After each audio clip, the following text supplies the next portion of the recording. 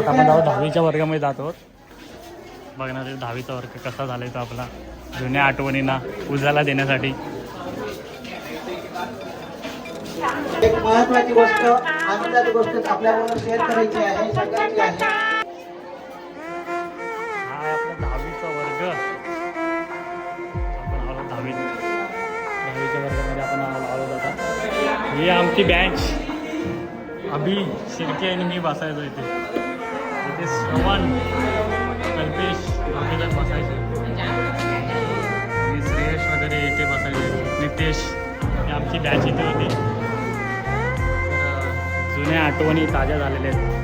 इकडे दोन बँच असायच्या लेडीजसाठी आणि इकडे पण हा बँच कमी झालेले आहेत.